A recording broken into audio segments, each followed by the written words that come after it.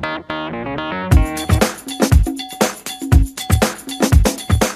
guys, and welcome back to the Flying Math channel. Something that I've been working on for the last week or so is a new mapping plane based on the Z3 airframe.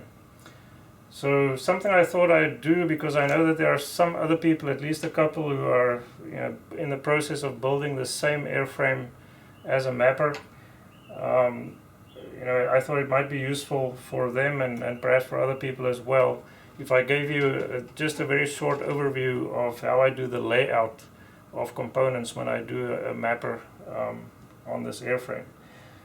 Just keep in mind that what I'll show you is definitely not the only way, and possibly not even the best way of doing it, but it is a way that works in practice. So as a starting point, it might save you some time if you just copy what I did here. Now, of course, tweaking it to your own needs. So depending on your specific camera that you will use and things like that, you might want to make changes. Okay, before we start in the details of the plane itself, I wanted to show you something that will make life a little bit easier for you when you start doing the plumbing on the plane. So one of those things is a tube. I use a brass tube with a thin wall, and on one side I make a heat resistant handle by just winding some masking tape around it, and this gets used to make a channel. So you basically heat this up and you push it through the foam, and it makes a channel in the diameter of the tube, roughly a little bit bigger because of the heat that causes the foam to melt.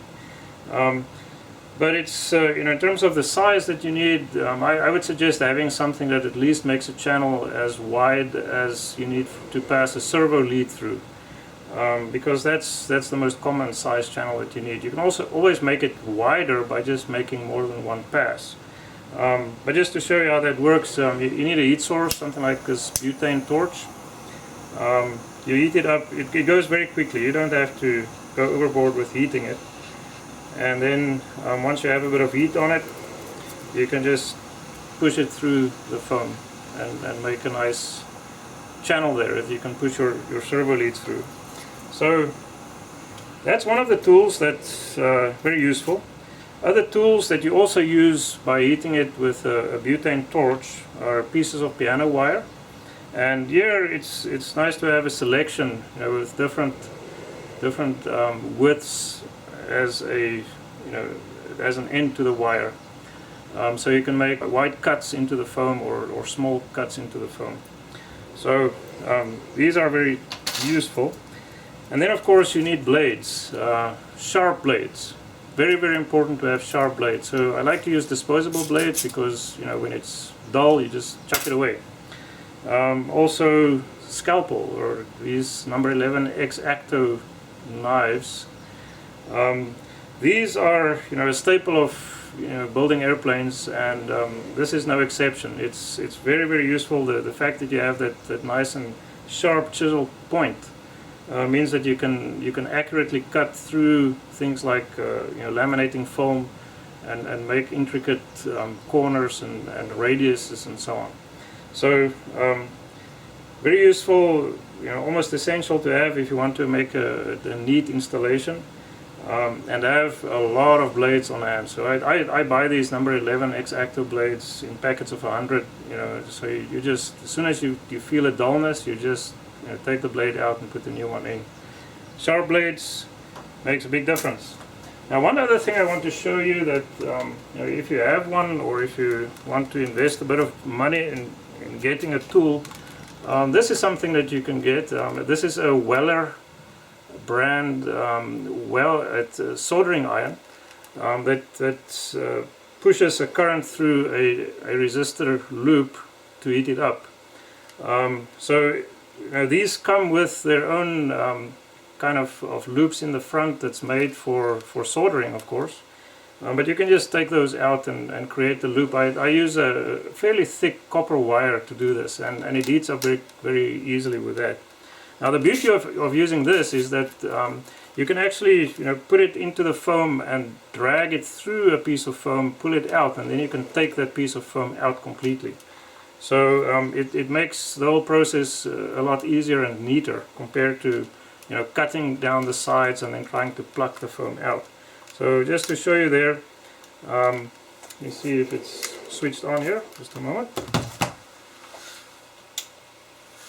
Okay, now we have power, so I'll heat it up. Now the trick here is to not let, you know, don't push it into the foam, but let the heat do the work. So you don't want to push and deform the foam.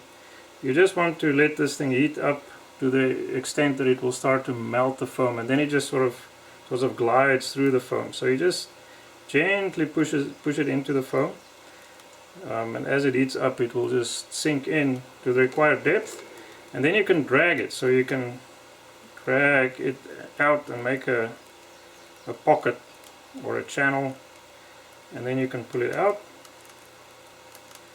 And now there is your foam plug, so it comes out completely and you have a very neat pocket that you created.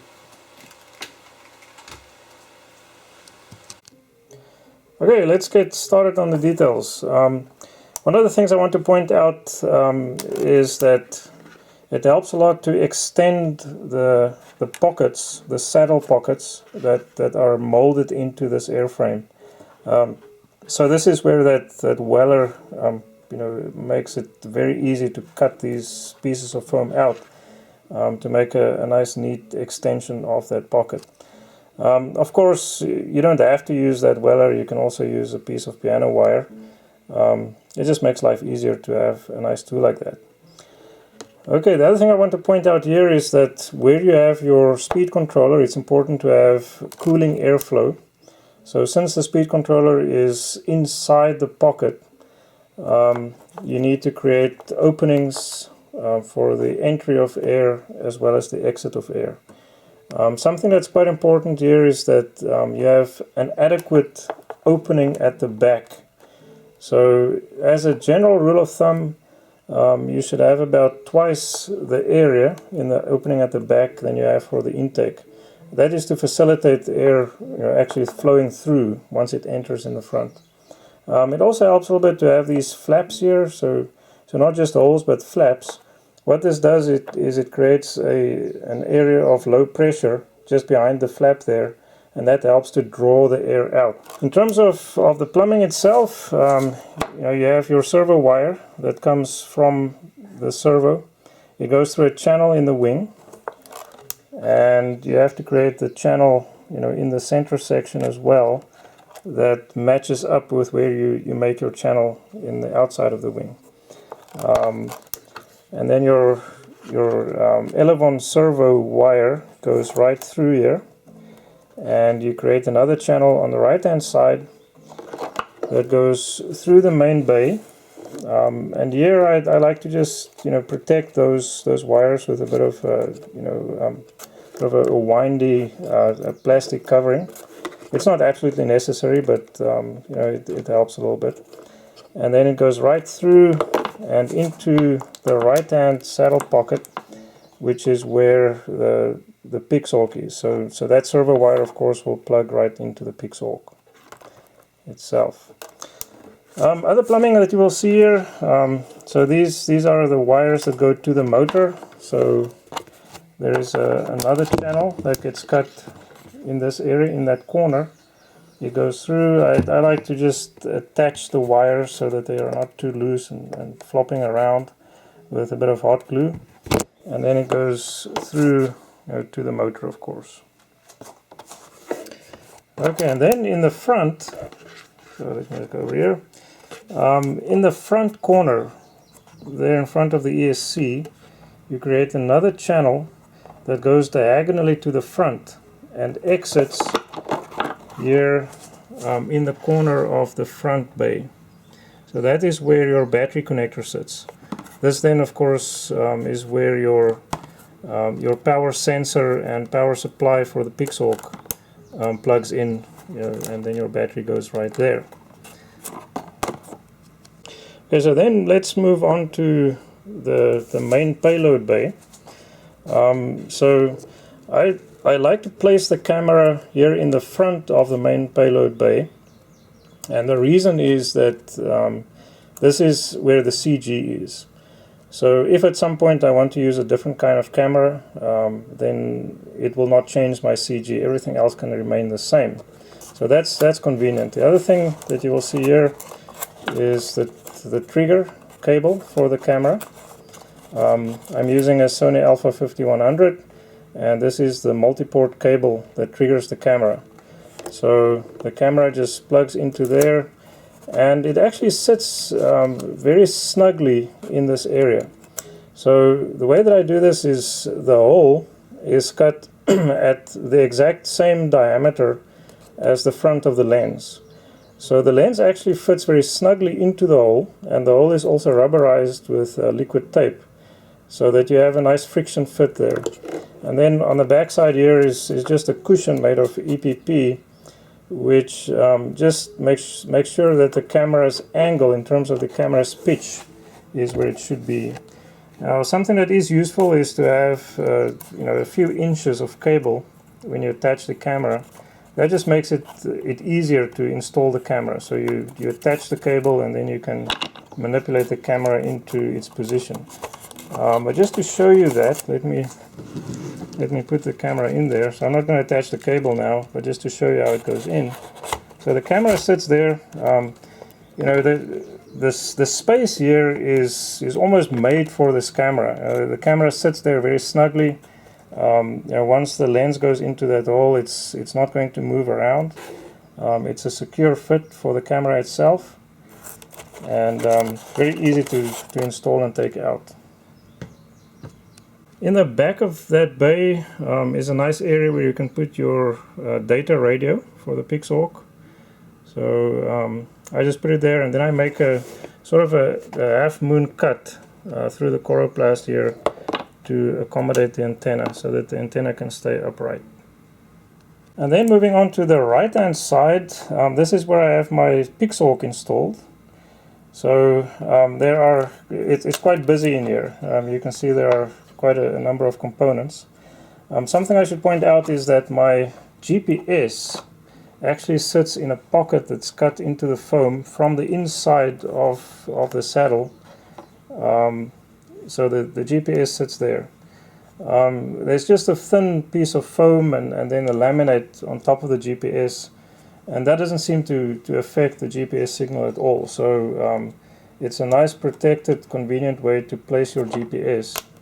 And then a couple of other things to point out is I do have the external LED. There it is. That's just so that you have a nice bright light for seeing what the status of your Pixhawk is. That actually shines through this plastic very easily. So if you have the white coroplast as covers, then that's good enough. You can use it just like this.